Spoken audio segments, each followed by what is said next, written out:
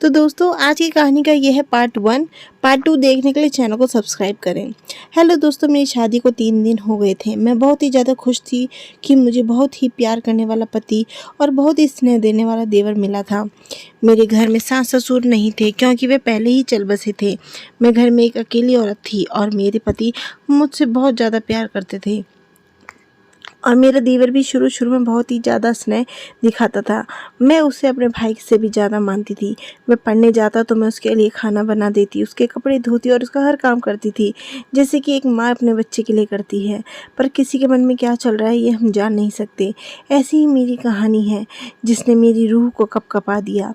मेरा इस पूरी दुनिया में से विश्वास ही टूट गया। मेरी उम्र अभी ज़्यादा नहीं थी, मैं सिर्फ 21 साल की थी। मुझे शादी का बहुत मन था तो मेरा रिश्ता जैसे ही आया मैंने कुछ नहीं सोचा और हाँ कर दिया।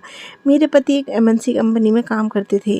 वो मुझे बहुत प्यार करते थे और वो चाहे कितने भी थक कर आते थे मुझे रोज़ समय देते थे, मेरे साथ खाना खाते, मेरे साथ बहुत बातें करते और रोज़ प्यार भी करते थे। मुझे किसी बात की कमी नहीं होने दी उन्होंने। एक दिन उन्होंने मुझे बताया कि उन्हें कंपनी के काम से बाहर जाना है। मैं बहुत दुखी हुई पर उन्होंने बोला कि तुम्हारा देवर तो है ना, तुम्हारा ख्याल रखेगा। मैंने कुछ नहीं कहा और वो चले गए।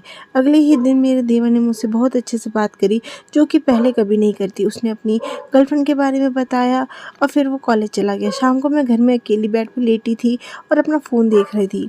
तभी मेरा देवर चुपके से घर में घुस गया और मेरे रूम का दरवाज़ा बाहर से बंद कर दिया। मुझे पता नहीं चला। थोड़ी देर बाद मुझे बाहर से कुछ आवाज़ सुनाई देने लगी, जैसे कि कोई लड़की करा रही हो। मैंने गेट खोलने की कोशिश करी पर मेरा गेट नहीं खुला। फिर मैंने छेद में से झाँक कर देखा तो मेरे होश उड़ गए। मेरा देवर और उसके कुछ दोस्त एक लड़की को लेकर आ रखे थे और उसका ऐसा हाल कर दिया रखा था जिसको देखकर मेरी रूह काँप गई। मैं बहुत डर गई थी। फिर मैंने अपने हस्बैंड को फ़ोन करके बुला लिया और मैं डर के मारे रूम से भी बाहर नहीं आई। तो दोस्तों आगे की कहानी जानने के लिए मेरे चैनल को सब्सक्राइब करें और वीडियो अच्छी लगी तो लाइक करें और कमेंट करना ना भूलें कि आपको कैसी कहानियाँ पसंद है। धन्यवाद।